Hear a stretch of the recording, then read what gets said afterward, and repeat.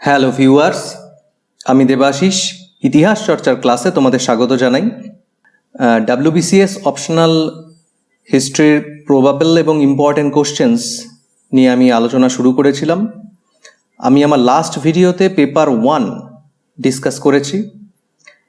এই যে প্রবাবল এবং ইম্পর্টেন্ট কোশ্চেন্স, এটা হচ্ছে মূলত কামিং যে মেইন এক্সাম, যেটা 2021-এর এপ্রিল মাসে একটা টেন্টেটিভ ডেট দেওয়া হয়েছে, সেই এক্সামকে মাথায় রেখেই করা হয়েছে। আজকে আমি ডিসকাস করব মূলত পেপার 2, এবং তোমরা জানো যে পেপার 2তে 20 এবং 40 মার্কসের কোশ্চেন্স থাকে।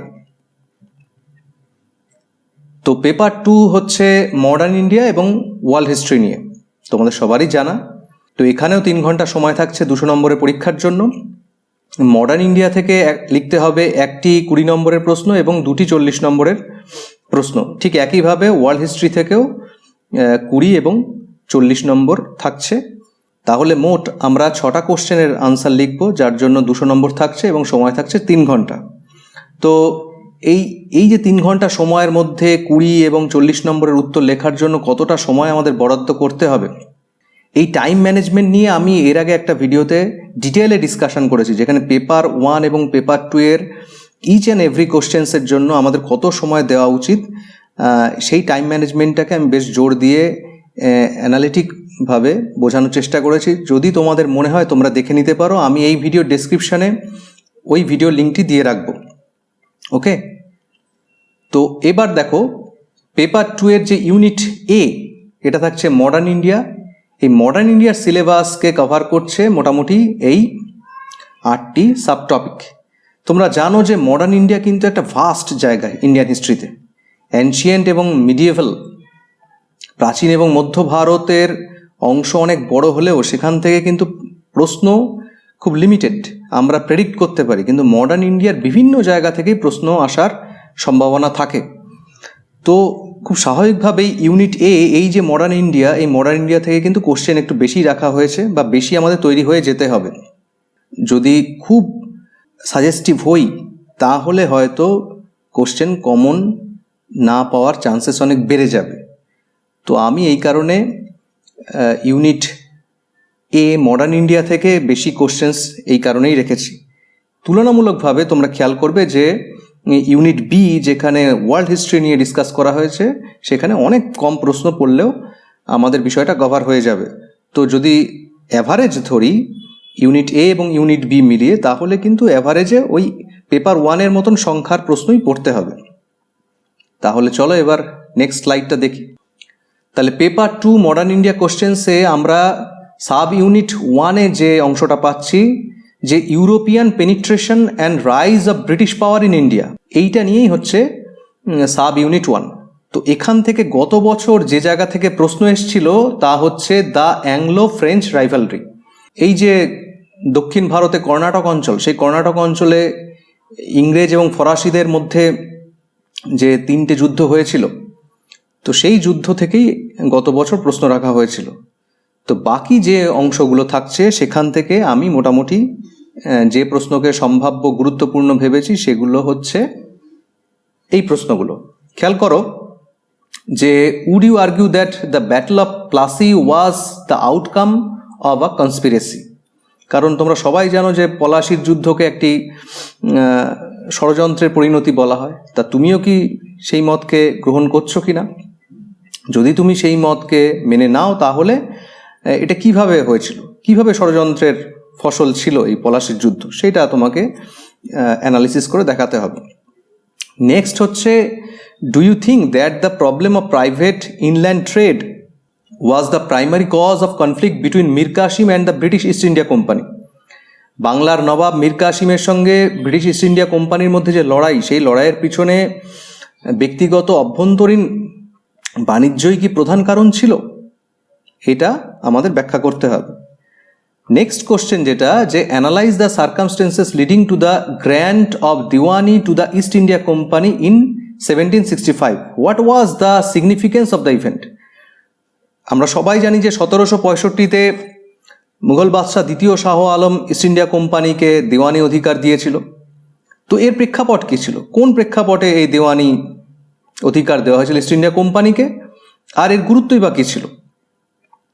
ঠিক আছে, এটা দেখো এই পুরো পোর্শনটাকে কভার করে এই কোশ্চেনগুলো রাখা হয়েছে। আর write a note on dual system of administration of Bengal, বাংলায় যে দ্বৈত শাসন সেটা কীরকম ছিল। How did it effect the political economy of early colonial Bengal, এটা বাংলার রাজনীতি এবং অর্থনীতিকে কিভাবে প্রভাবিত করছে এই দ্বৈত শাসন ব্যবস্থা। নেক্সট হচ্ছে account for the success of Hyder Ali and the failure of Tipu Sultan in the respective struggle against the British power. British শক্তির বিরুদ্ধে আমরা জানি মহীশূরের এই যে মহীশূরের হায়দার আলী এবং টিপু সুলতানের লড়াই, এবং মহীশূর ব্রিটিশদের বিরুদ্ধে মোট 4টে যুদ্ধ করছে।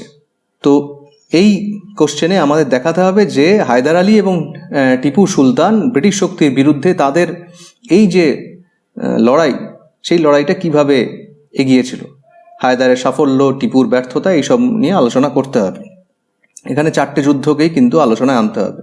আচ্ছা, নেক্সট যেটা এবং লাস্ট এই অংশ থেকে, যে trace the course of the Anglo Maratha relations in the first 2 decades of the 19th century।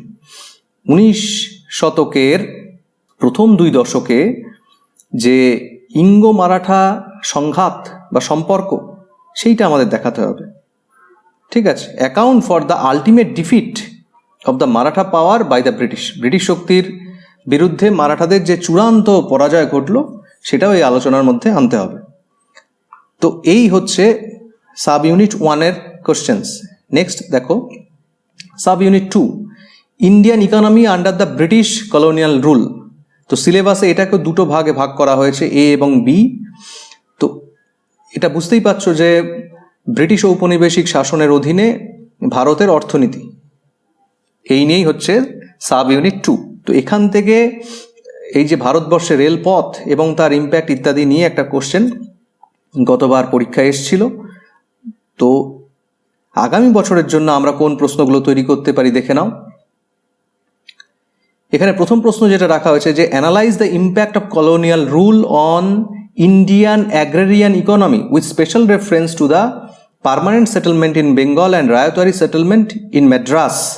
মানে বাংলায় চিরস্থায়ী বন্দোবস্ত এবং মাদ্রাজ প্রেসিডেন্সিতে যে রায়তওয়ারি বন্দোবস্ত, এর উল্লেখ করে আমাদের আলোচনা করতে হবে যে ভারতবর্ষের যে অ্যাগ্রেরিয়ান ইকোনমি মানে কৃষি অর্থনীতি, তার ওপর ঔপনিবেশিক শাসনের কী ধরনের প্রভাব পড়েছিল। এই আলোচনার প্রসঙ্গে বাংলা চিরস্থায়ী বন্দোবস্ত এবং মাদ্রাজ প্রেসিডেন্সি রায়তওয়ারি ব্যবস্থাকে আনতে হবে। ঠিক আছে, আর do you find any correlation between famines in India and the British rule, critically analyse.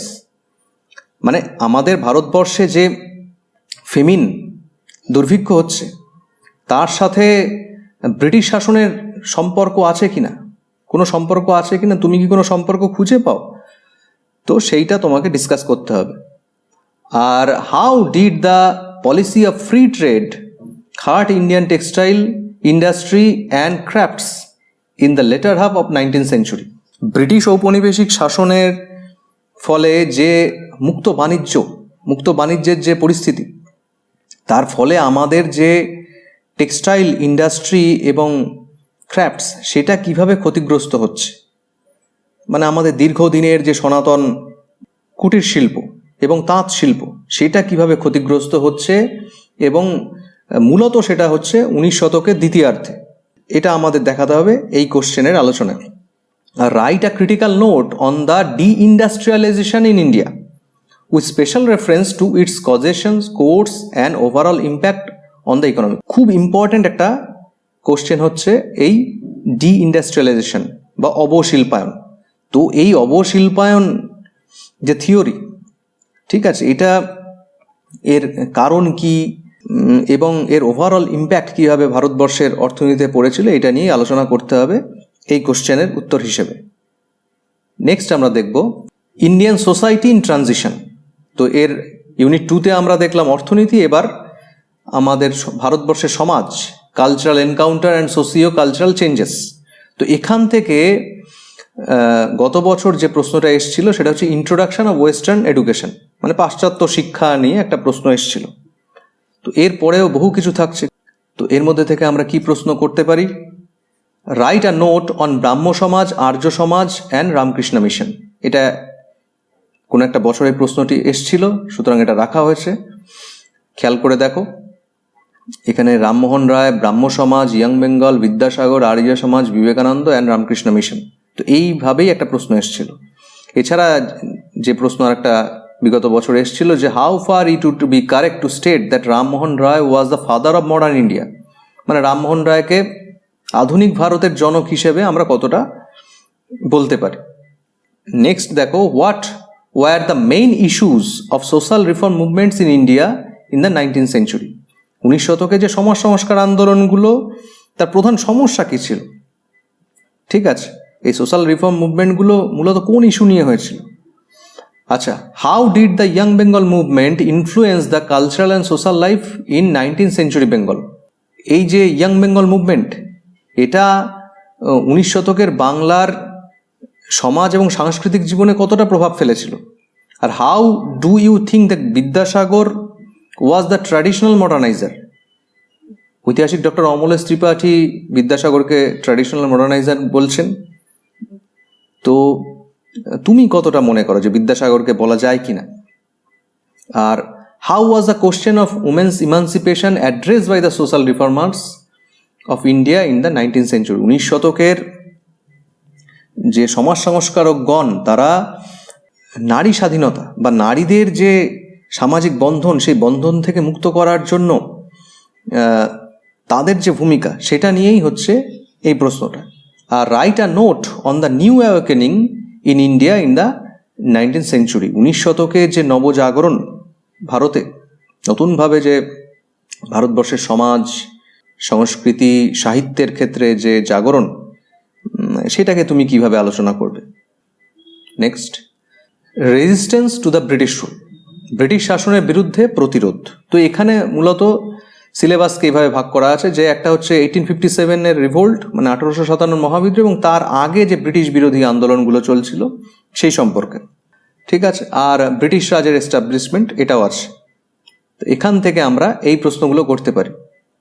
Discuss the character of major tribal uprisings in British India in the 19th century। 19 শতকে ব্রিটিশ বিরোধী যে একাধিক উপজাতি বিদ্রোহ হয়েছে, তার ক্যারেক্টার, বৈশিষ্ট্য বা চরিত্র কী ছিল? ঠিক আছে, এই বিদ্রোহগুলোর। আর to what extent India's first war of independence in 1857 was result of popular discontent against the British rule. 1857 বিদ্রোহকে বলা হচ্ছে ভারতের প্রথম স্বাধীনতা সংগ্রাম। তোমরা জানো, বিনায়ক দামোদর সাভারকর এই কথা বলেছিলেন। তো ব্রিটিশ শাসনের বিরুদ্ধে 1857 যে মহাবিদ্রোহ, এটা কি একটা গণ অসন্তোষের ফল ছিল? কতটা ছিল সেটা আমাদের আলোচনা করে দেখাতে হবে। আর how would you explain the failure of the movement? এই যে মহাবিদ্রোহ, সেটা ব্যর্থই বা কেন হলো? আর write an account of the character of the revolt of 1857 with special emphasis on recent researches. সাম্প্রতিক গবেষণার নিরিখে আমাদের 1857 যে বিদ্রোহ, তার যে ক্যারেক্টার, মানে চরিত্র বা প্রকৃতি, সেটা আমাদের দেখাতে হবে যে বিদ্রোহটা কেমন ছিল। আদৌ এটা সিপাহী বিদ্রোহ, নাকি একে মহাবিদ্রোহ বলা যায়, গণ অভ্যুত্থান বলা যায় কিনা, ইত্যাদি ইত্যাদি। 1857 মহাবিদ্রোহ সামনের বছরের জন্য বেশ ইম্পর্টেন্ট। নেক্সট খেয়াল করো, গ্রোথ অফ ন্যাশনালিজম 1858 to 1918। এই সময় পর্বে ন্যাশনালিজমের গ্রোথ, এখান থেকে গতবার কোনো কোশ্চেন্স সেই অর্থে ছিল না। তো এটাও একটা ভাস্ট এরিয়া, অনেক কোশ্চেন্স হওয়ার মতনই আছে। তো আমরা এখান থেকে কটা কোশ্চেন্স করতে পারি দেখো। Trace the emergence of Indian nationalism till the foundation of the INC. ভারতের যে জাতীয় কংগ্রেস, ইন্ডিয়ান ন্যাশনাল কংগ্রেস প্রতিষ্ঠার আগে পর্যন্ত যে জাতীয়তাবাদের উত্থান ভারতবর্ষে, সেই সম্পর্কে, মানে কিভাবে উত্থান ঘটলো, এর পিছনে কি কারণ ছিল, তো এই সম্পর্কে আমাদের আলোচনা করতে হবে। আর identify the factors responsible for growth of Indian National Congress in 1885। 1885-তে অবশেষে যে ভারতবর্ষের জাতীয় কংগ্রেস প্রতিষ্ঠা হচ্ছে, এর পিছনে কোন কোন ফ্যাক্টর রেসপন্সিবল ছিল, কোন কোন কারণ দায়ী ছিল। ঠিক আছে, তো সেটা আলোচনায় আনতে হবে। এর সাথেই যে প্রশ্নটা জুড়ে দেওয়া হয়েছিল, discuss M K Gandhi's nationalist movements within Congress, যদিও এটা এই সিলেবাসের অন্তর্ভুক্ত নয়, এটা দুটো অংশ মিলিয়ে এই প্রশ্নটা রাখা হয়েছিল। এটা সম্ভবত 2018তেই এসছিল।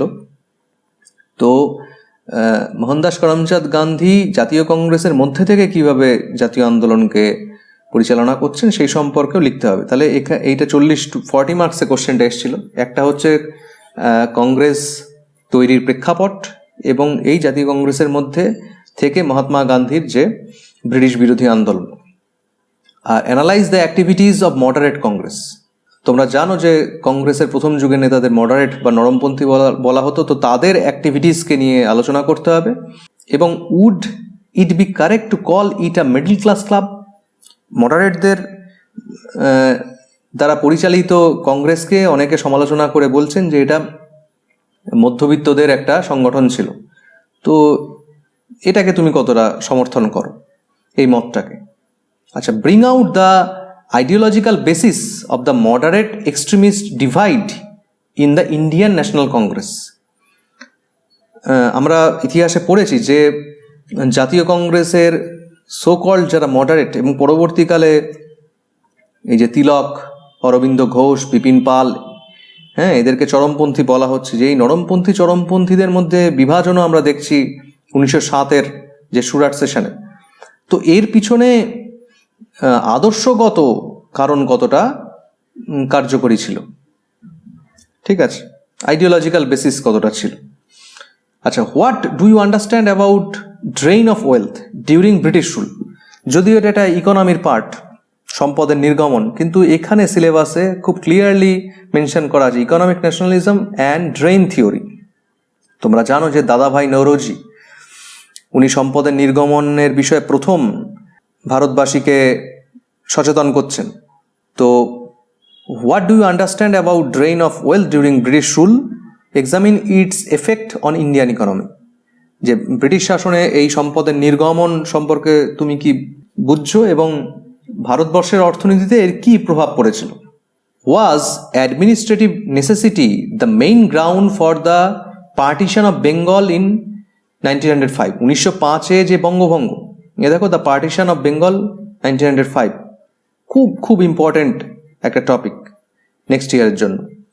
তো এই বঙ্গভঙ্গের পিছনে অ্যাডমিনিস্ট্রেটিভ নেসেসিটি কি প্রধান কারণ ছিল? মানে তোমরা জানো যে কার্জন বলেছিলেন যে এই বঙ্গভঙ্গের জন্য প্রশাসনিক সুবিধাকে উনি দেখিয়েছিলেন, তাই এটা কতটা রেলিভেন্ট ছিল, ঠিক আছে।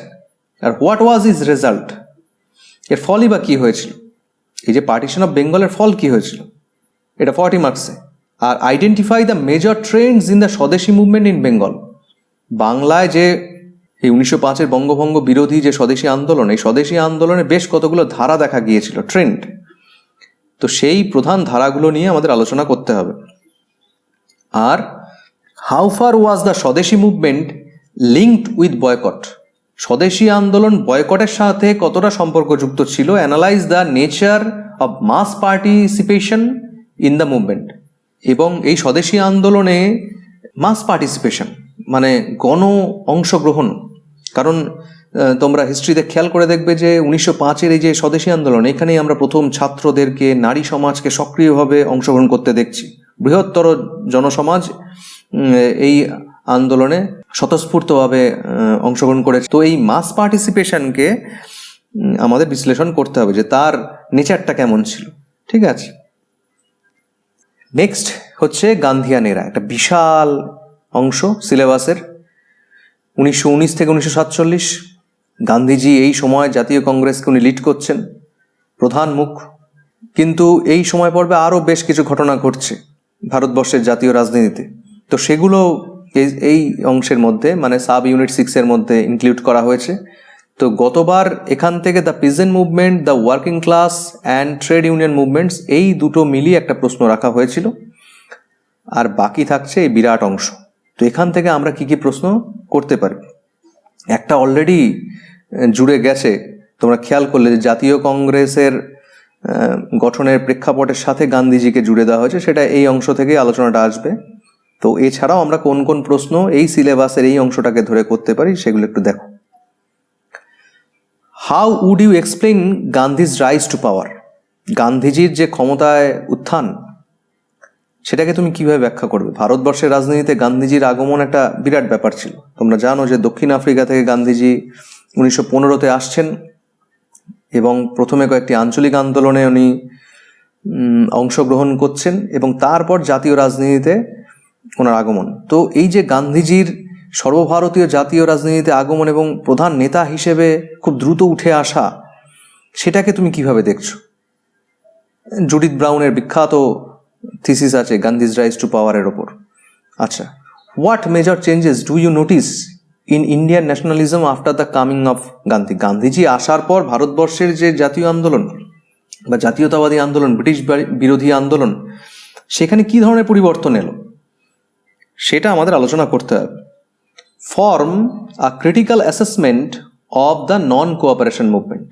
এই যে সিলেবাসে আছে non cooperation movement, Simon Commission, Nehru report, round table conference, civil disobedience movement, quit India movement ইত্যাদি ইত্যাদি। তো সেখান থেকে আমরা এই একটা ক্রিটিক্যাল অ্যাসেসমেন্ট করতে হবে নন কোঅপারেশন মুভমেন্ট সম্পর্কে 20 মার্কসের জন্য। Write a note on the Swarajist party, what was its achievement? Swarajya দল, তোমরা জানো যে এই নন কোঅপারেশন মুভমেন্টের ফেলিওরের পরেই কিন্তু মতিলাল নেহেরু এবং সিআর দাস স্বরাজ্য দল গঠন করছেন এবং তার সাফল্য নিয়ে আমাদের এই উত্তরে আলোচনা করতে হবে। এছাড়াও ওয়াজ কুইট ইন্ডিয়া মুভমেন্ট আ স্পন্টেনিয়াস মুভমেন্ট? ক্রিটিক্যালি অ্যানালাইজ, মানে ভারত ছাড়ো আন্দোলন 1942-এর যে ভারত ছাড়ো আন্দোলন, এটা কি একটি স্বতঃস্ফূর্ত আন্দোলন ছিল? ব্যাখ্যা করো, খুব ইম্পর্ট্যান্ট একটা কোশ্চেন। আর what was the nature of the Congress politics in the 20th century India? 20 শতকের ভারতের জাতীয় কংগ্রেসের রাজনীতির চরিত্র কীরকম ছিল? কারণ বিভিন্ন নেতাদের হাত ধরে আমরা প্রথমে মডারেট ফেজ দেখতে পাচ্ছি একদম শুরুতে, তারপরে এক্সট্রিমিস্টরা দায়িত্ব নিচ্ছে, এরপরে গান্ধীজি আসার পর কংগ্রেসের যে পলিটিক্স তার ক্যারেক্টার কিন্তু অনেকটাই চেঞ্জ হচ্ছে। ঠিক আছে, সুভাষ নেহেরু আসার পর আমরা একসময় দেখলাম একটু বামপন্থী ভাবধারা জাতীয় কংগ্রেসের মধ্যে আসছে। তো এই সবগুলোই আলোচনায় আনতে হবে। Write a note on the role of Subhaschandra Bose in the Indian freedom movement. ভারতের স্বাধীনতা আন্দোলনে সুভাষচন্দ্র বোসের ভূমিকা 40 মার্কসের জন্য।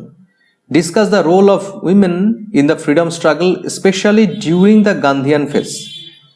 এই যে গান্ধিয়ান ফেজ যে সময়টা আমরা আলোচনা করছি, মানে 1919 থেকে 1947, এই সময় পর্বের মধ্যে নারীদের ভূমিকা ভারতবর্ষের স্বাধীনতা আন্দোলন, তার মানে নারীদের ভূমিকা আমরা কিন্তু স্বদেশী আন্দোলনের সময় দেখছি, সেইটা এই উত্তরের মধ্যে থাকবে না। Trace the development of Muslim separatist politics since 1906 till the ultimate fulfilment of the Pakistan movement. তোমরা জানো যে 1906 মুসলিম লীগ প্রতিষ্ঠা হচ্ছে এবং এই যে মুসলিমদের প্রথম পৃথক ভোটাধিকারের দাবি, ঠিক আছে, আইনসভায় এই দিয়ে শুরু হয়েছিল এবং সেটাই শেষ পর্যন্ত দেখা যাচ্ছে যে পৃথক রাষ্ট্রের দাবিতে পর্যবসিত হচ্ছে। এবং সেই নিয়ে আমরা জানি যে মোহাম্মদ আলী জিন্না এই মুসলিম লীগকে কিভাবে কাজে লাগাচ্ছেন। তো এই যে পাকিস্তানের দাবি, পৃথক রাষ্ট্রের দাবি, সেইটার পূর্ণতা পর্যন্ত মুসলিম বিচ্ছিন্নতাবাদী যে আন্দোলন কিভাবে তার অগ্রগতি ঘটছে, বিশেষ করে 1906 পর থেকে। এই শুরুটা কিন্তু অনেক আগেই হয়েছিল, স্যার সৈয়দ আহমেদের সময় থেকেই আমরা দেখছি যে মুসলিম বিচ্ছিন্নতাবাদের বীজ কিন্তু উনি বপন করছেন। কিন্তু আমাদের এই উত্তরের আলোচনাটা 1906 পর থেকে করতে হবে। তো এরপরে দেখো, in what ways did the naval mutiny prove to be the last nail in the coffin of British colonial aspirations in India? ভারতবর্ষে যে ব্রিটিশ ঔপনিবেশিক শাসনের যে উচ্চাকাঙ্ক্ষা, সেই উচ্চাকাঙ্ক্ষার বিরুদ্ধে যে নৌবিদ্রোহ, তোমরা জানো যে 1946-এর যে নৌবিদ্রোহ বোম্বাইয়ের তলোয়ার জাহাজে শুরু হয়েছিল, বোঝাই যাচ্ছিল যে তখন ব্রিটিশ সাম্রাজ্যবাদের অবসান ঘটতে চলেছে। তো ব্রিটিশ ঔপনিবেশিক শাসনের উচ্চাকাঙ্ক্ষার অবসানে যে কফিন, তাতে শেষ পেরেকটি পুঁতে দিয়েছিল এই নৌবিদ্রোহ।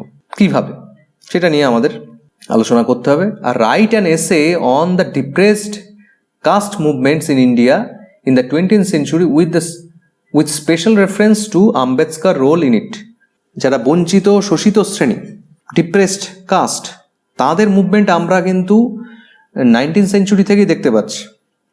দক্ষিণ ভারত, পশ্চিম ভারতে এই নিয়ে একাধিক আন্দোলন হয়েছে, কিন্তু এই কোশ্চেনে দেখাতে হবে যে 20 শতকে এই যে ডিপ্রেসড কাস্ট মুভমেন্ট ভারতবর্ষে চলছে এবং বিশেষ করে আম্বেদকরের ভূমিকা সেখানে কী ছিল। নেক্সট হচ্ছে দ্য কনস্টিটিউশনাল ডেভেলপমেন্টস 1773 to 1947, 1773 থেকে 1947 এই দীর্ঘ সময় পর্বে যে সাংবিধানিক পরিবর্তনগুলো ঘটছে সেইটা সিলেবাসের এই অংশে রাখা হয়েছে। তো এখান থেকেও গতবার কোনো প্রশ্ন আসেনি, তো আমরা যে প্রশ্নগুলো করতে পারি, discuss the significance as well as the weakness of the regulating act. 1773 যে রেগুলেটিং অ্যাক্ট তার গুরুত্ব এবং দুর্বলতার জায়গায় বা কী ছিল।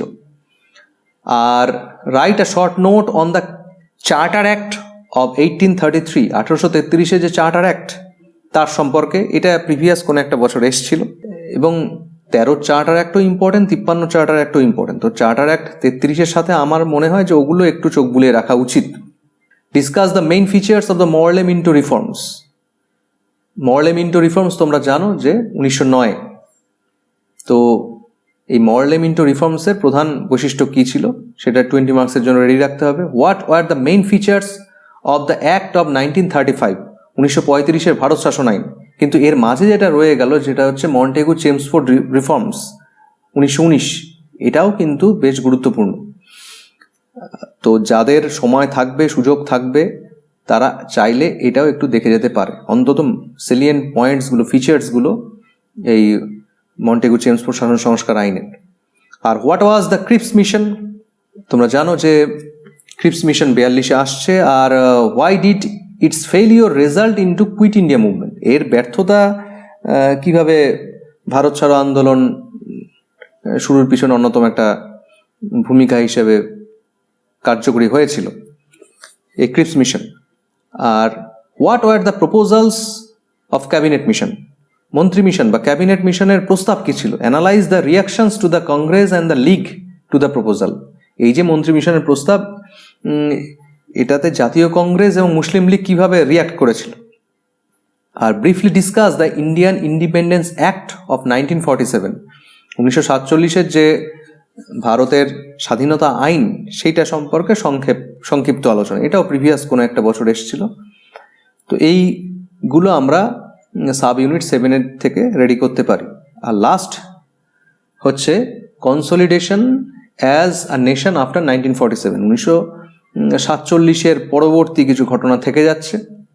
তো এখান থেকে একটা প্রশ্ন গতবার এসছে, making of Indian foreign policy, এই যে পার্ট, এই পার্ট থেকে একটা প্রশ্ন এসছে। তো আমরা ফার্স্ট পার্ট থেকে দেখি কোন প্রশ্নটা রেডি রাখতে পারি। একটাই প্রশ্ন আমি এখানে রেখেছি, right a note on framing of Indian constitution after 1947 with special reference to the issue of integration of princely states.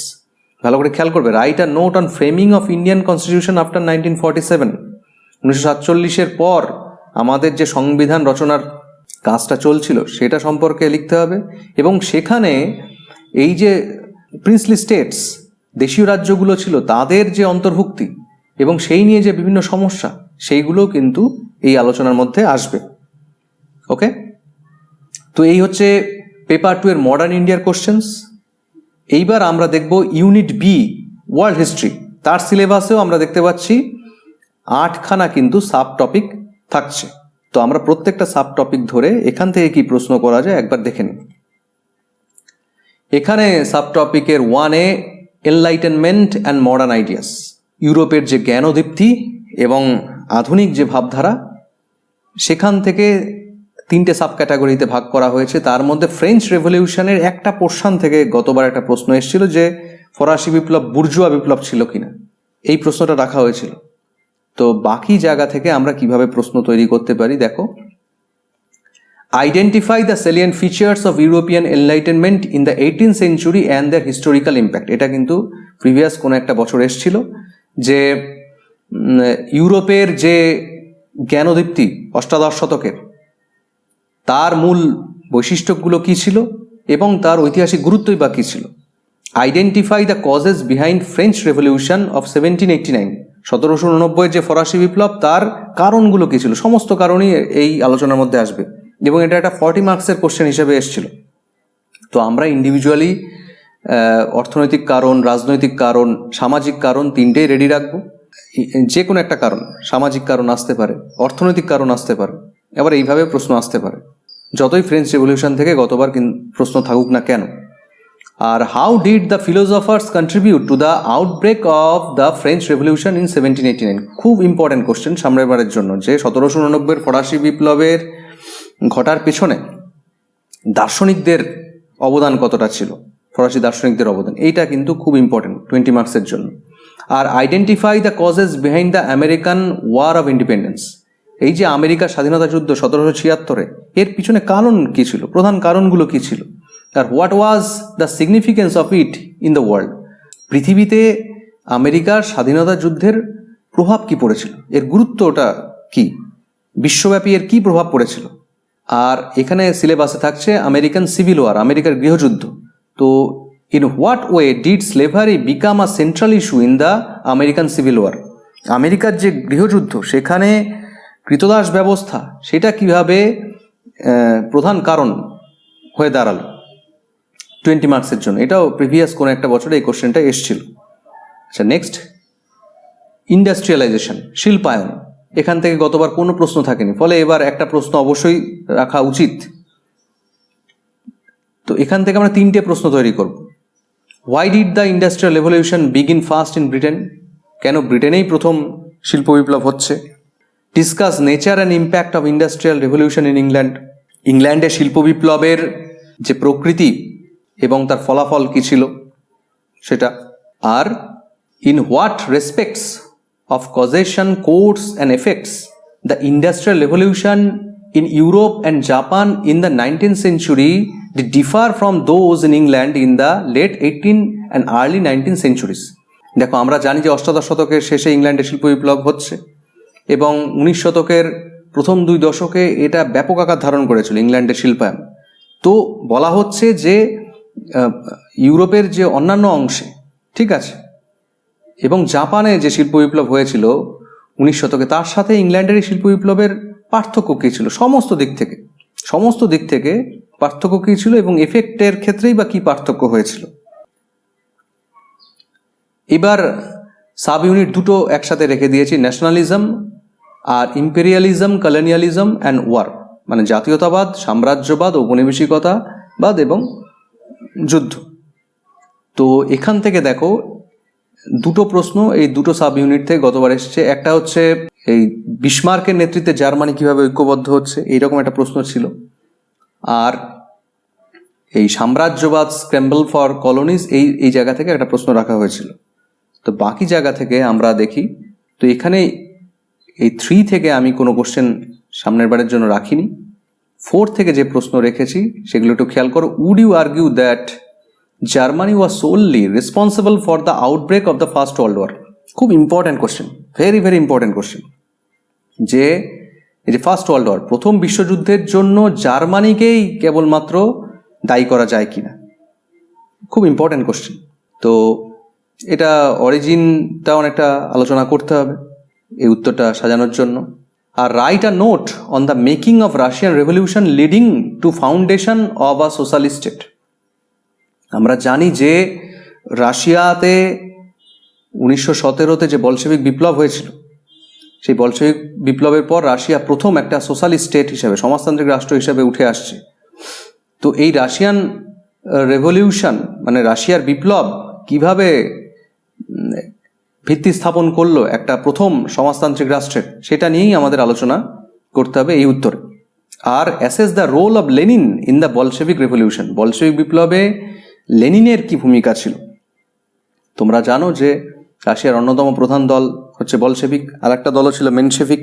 তো বলশেভিক দলের প্রধান নেতা ছিলেন লেনিন, ওনার নেতৃত্বেই কিন্তু বলশেভিক বিপ্লব হচ্ছে রাশিয়াতে। তো ওনার ভূমিকা আলোচনা করতে হবে। আবার দুটো সাব ইউনিটকে এখানে আমি একসাথে রেখেছি, 5 এবং 6। তো 5 থেকে লিগ অব নেশনস থেকে একটা প্রশ্ন গতবার এসছে, আর 6 থেকে nationalist movements and decolonisation in south and south east Asia, এখান থেকে একটা প্রশ্ন এসেছিল। বাকি জায়গা থেকে আমরা এই প্রশ্নগুলো তৈরি করব।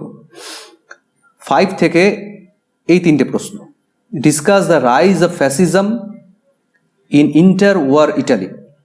প্রথম বিশ্বযুদ্ধের পর এবং দ্বিতীয় বিশ্বযুদ্ধ শুরুর আগে এই যে মধ্যবর্তী সময়, ইটালিতে এই সময় ফ্যাসিবাদের উদ্ভব কীভাবে হচ্ছে সেটা নিয়ে প্রথম প্রশ্নটা। এর পরের প্রশ্ন থাকছে discuss the aims and principles of Hitler's foreign policy.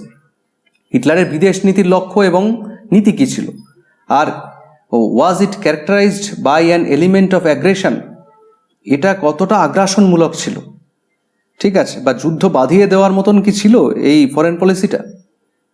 আচ্ছা, identify the causes and consequences of second world war. Very very important question, কারণ এবং ফলাফল দ্বিতীয় বিশ্বযুদ্ধের। নেক্সট ইয়ারে ফার্স্ট ওয়ার্ল্ড ওয়ার এবং সেকেন্ড ওয়ার্ল্ড ওয়ারের মধ্যে থেকে একটা প্রশ্ন অবশ্যই থাকা উচিত। আর 6 নম্বর থেকে এই দুটো প্রশ্ন, how would you explain the Chinese revolution of 1949, 1949-এর যে চীনের যে বিপ্লব সেটাকে তুমি কিভাবে ব্যাখ্যা করবে। What were its long term effects, এর দীর্ঘমেয়াদী প্রভাব কী ছিল। এটা 40-এর মতন করেই তৈরি রেখো, 20 নম্বরেও আসতে পারে। Write a critical note on the phenomenal changes in African history in the 19th century with special reference to the origin, development and end of apartheid. Apartheid খুব একটা ইম্পর্টেন্ট টপিক হচ্ছে আফ্রিকার ক্ষেত্রে। আফ্রিকার যে বর্ণবিদ্বেষ, সে বর্ণবিদ্বেষের বিরুদ্ধে যে আন্দোলন অ্যাপারথেড।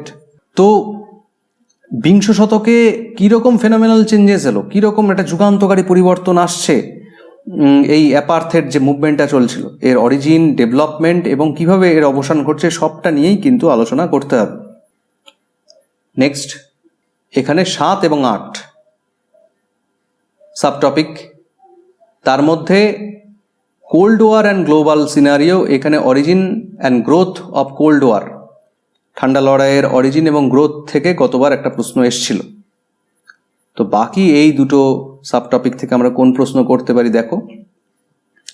7 থেকে এই 3টে প্রশ্ন এবং 8 থেকে এই দুটো প্রশ্ন। 7 থেকে প্রথম যে প্রশ্নটা খেয়াল করো, what do you understand by the Cuban missile crisis. কিউবার যে মিসাইল সংকট সেটা নিয়ে থাকছে প্রথম প্রশ্ন। Was Korean crisis the result of cold war, explain. মানে কোরিয়ার যে সংকট সেটা কি ঠান্ডা যুদ্ধেরই একটা ফল ছিল? অবশ্যই ছিল। তো যাই হোক, সেটাকে আমাদের ব্যাখ্যা করতে হবে। How would you explain the emergence of the third world. What was the impact of international relation. মানে তৃতীয় বিশ্বের যে উত্থান ঘটছে, ইমার্জেন্স অফ থার্ড ওয়ার্ল্ড, তৃতীয় বিশ্বের উত্থান, সেটাকে তুমি কিভাবে ব্যাখ্যা করবে। আর আন্তর্জাতিক সম্পর্কের ওপর এর প্রভাব কী। Collapse of Soviet Union. আমরা জানি যে রাশিয়ায় যে বলশেভিক বিপ্লব, তারপরেই ইউএসএসআর বা সোভিয়েত ইউনিয়ন তৈরি হয়েছিল। তো 1990-এর দশকে এসেই সোভিয়েত ইউনিয়ন ভেঙে যাচ্ছে। খুব একটা ইম্পর্টেন্ট বিষয় ছিল এই সোভিয়েত ইউনিয়নের ভাঙন আন্তর্জাতিক সম্পর্কের ক্ষেত্রে, ঠিক আছে। তো সেখান থেকে গতবার কোনো প্রশ্ন আসেনি, তো আশা করছি একটা প্রশ্ন অবশ্যই থাকা উচিত। What were the causes behind disintegration of Soviet union. এই যে সোভিয়েত ইউনিয়নের যে অনৈক্য, মানে ফাটল, তার পিছনে কারণ কী ছিল। আর how collapse of Soviet Union brought political changes in eastern Europe. পূর্ব ইউরোপের রাজনীতির ক্ষেত্রে কী ধরনের পরিবর্তন নিয়ে এলো এই সোভিয়েত ইউনিয়নের যে ভাঙন। আর what were the factors leading to the end of cold war. Cold ওয়ারের অবসান, ঠান্ডা লড়াইয়ের অবসানের পিছনে কী কী ফ্যাক্টর ছিল। এই সোভিয়েত ইউনিয়নের ভাঙনের পরেই বাইপোলার পলিটিক্স শেষ হয়ে যাচ্ছে এবং তারপরে কোল্ড ওয়ার আমরা জানি যে তার অবসান ঘটছে। আর did the end of cold war usher in an era of absolute peace in international relation. এই যে কোল্ড ওয়ারের অবসান, কোল্ড ওয়ারের অবসানের পর আন্তর্জাতিক সম্পর্কের ক্ষেত্রে কি একদম চূড়ান্ত শান্তির বাতাবরণ তৈরি হয়ে গিয়েছিল। তো এই ছিল মোটামুটি পেপার 2-এর হিস্ট্রি অপশনালের সম্ভাব্য এবং ইম্পর্টেন্ট কোশ্চেন্স 2021-এর জন্য। তো আশা করি এই প্রশ্নগুলো তোমাদের কাজেই আসবে এবং নিশ্চয়ই তোমরা এই ধরনের প্রশ্নই তৈরি করছো। এই রিগার্ডিং যদি আরও কিছু তোমাদের কোয়ারিজ থাকে তোমরা কমেন্ট সেকশনে কমেন্ট করে জানাতে পারো। আমি এরপর WBCS মেইন কম্পালসারি যে হিস্ট্রি পেপার 3 সেটা নিয়ে আলোচনা করব আমার পরবর্তী ভিডিওগুলোতে। তো দেখা হচ্ছে নেক্সট ভিডিওতে। বাই।